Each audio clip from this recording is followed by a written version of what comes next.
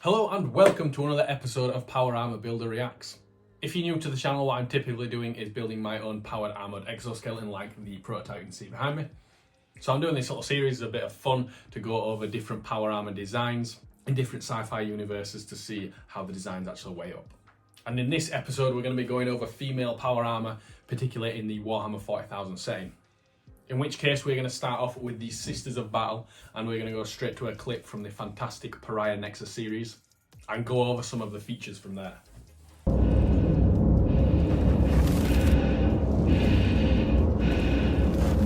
One of ours. Soldier? So the first feature I want to go over is the Pauldrons, which on the Sisters of Battle I think would work pretty well. They're very simple and basic, meaning that there'd be less framework to hold them.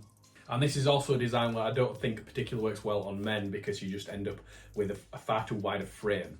But if the armours are on a woman where their shoulders are narrower, having the Pauldrons stick out a little bit from her shoulders probably equals it out at roughly what a man's would be with any sort of armour.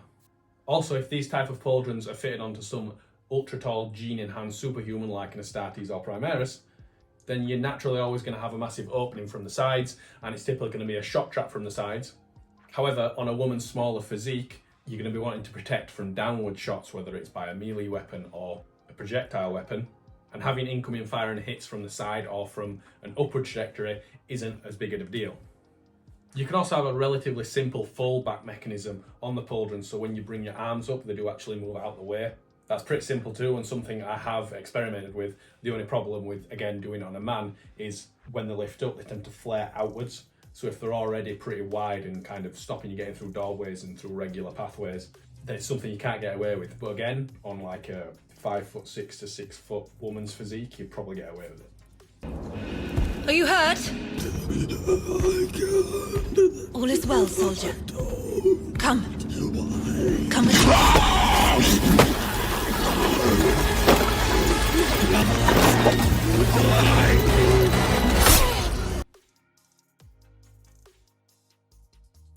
I did like that show of mobility in this animation as well, because you'd naturally be lighter and smaller, you would actually be able to lift yourself up like that and do that kind of a flying knee, which is physically just more difficult if you're in a bigger set of power armour. It's not even a strength or speed issue, it's just the fact that you weigh a lot more, so the velocity you would have to create to send yourself into a flying knee would be tremendous and unlikely to even be possible to do. And this little screenshot shows a couple of great features. One, whatever this is around the neck, I'm not actually fully sure what it is, whether it's part of the breathing apparatus or just a bit of a collar guard. I think that looks like it'd work excellently. It also looks flexible while it's attached to the Pauldron, so it won't cause an issue there. And actually that little kind of prong above the chest, I do actually think could serve as a great neck guard without actually getting in the way of your vision. If you have that kind of a thing all the way around as one big collar, you basically can't see what you're doing when you hold your hands out in front. I tested a couple of collar designs myself and realised it was basically just impossible to do everyday regular tasks with it on, because you just physically can't see down below in front of you. So the best feature about the Sisters of Battle armour to me is the helmet, unsurprisingly, as it's clearly modelled off an actual knight's helmet. But I love how the visor lifts up. I also like how part of the mouth guard comes down.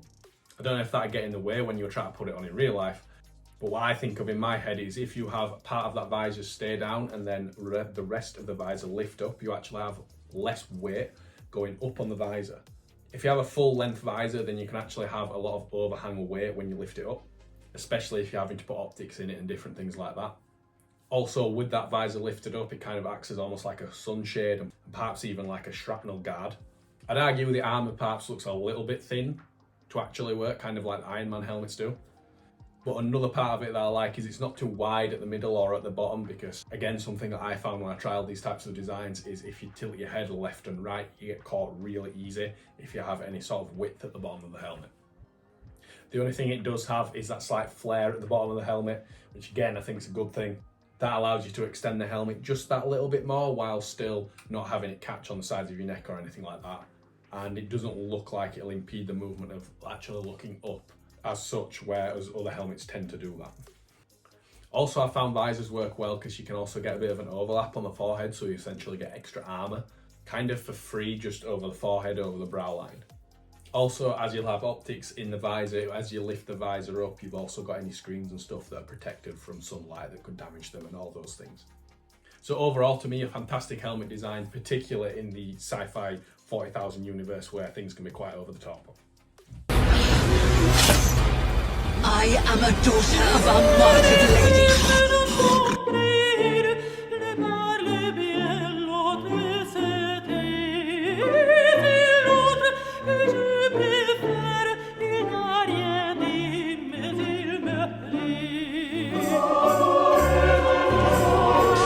So let it be done. As for the old well-shaped chest armour, it is typically not really necessary and would actually be a shot trap in the middle. But I guess in this it's actually covered by the symbol of the Inquisition, and in the actual law the idea is that parts of the Inquisition, I think the ecclesiarchy, isn't allowed to be guarded by men, so they need to show that the Sisters of Battle are not men even if they've got the helmets on. But let's be honest, as female armour goes in sci-fi and fantasy worlds, it's actually pretty realistic. On that front, it's not just a leather bikini or something with 100 power upgrades. And the legs are very well crafted and shaped with the appropriate curves on the knee and an appropriate flare at the ankles. However, this is where my gripes start with the Sister Battle armour. And that is that it could only be powered by some sort of undersuit. There's no room for any large actuators on the sides of the joints. And the armour looks that well fitting, I don't think there'd be any room for any sort of wire system or pneumatic system, at least for there to be a decent amount of armour thickness over the top of it. There's also no room for any type of physical exoskeleton underneath the armour, which even if you have the undersuit, I do argue there's reason to have an inner exoskeleton under the armour, particularly around the ankles to reinforce those points. But a redeeming feature that I do like is the use of these cloaks, because there doesn't appear to be much armour on the arms and certain other places.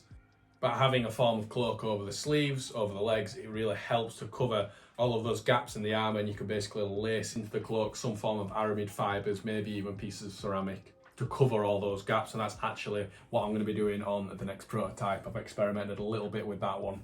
But to cover those gaps at the back of the knees and things like that, I don't think there's much better than some form of kind of almost chainmail cloak. Although I think just using some aramid fibres with ceramic in it is now better. Now, while I think there's a bit less to say about them, I will touch on the Sisters of Battle. These are of course much more in the fantasy section of 40k. The helmets are typically non-existent apart from a face guard, because 40k. The Pauldrons don't look too bad actually. The most ridiculous thing though is this big sword-shaped thing that hangs up below the legs, because obviously that would just get caught somewhere. The good thing to me though is actually the weapon of choice, which I think is a war sword or a great sword, i.e. an incredibly large two-handed longsword. Now, I'm not a sword guy, but I saw some clips of how these swords would actually be used, and it became clear you have to be quite athletic around the blade, and basically use the size of the blade to work for you, basically moving around the sword with how big the sword is and using that length and the weight of it for massive strikes and parries. At which point I thought that would work pretty well for a woman in armour who's going to be a bit smaller in stature. Especially if you're going to put this on a TV series, you could have like a stunt woman in armour basically moving in more of a choreographed gymnastics fashion all around the sword. I think that would be a great way of actually showing the power of the faction without basically shoehorning them in and giving them some sort of plot armour to defeat all of the men in the setting. And lastly, I will touch on the controversial topic of the Custodes. There are of course some flaws with the Custodes armour design, it's certainly going on the fantasy level there. But as it is in the setting that women that forever were, basically has the same physique as the men, so they can just fit in the armour as normal.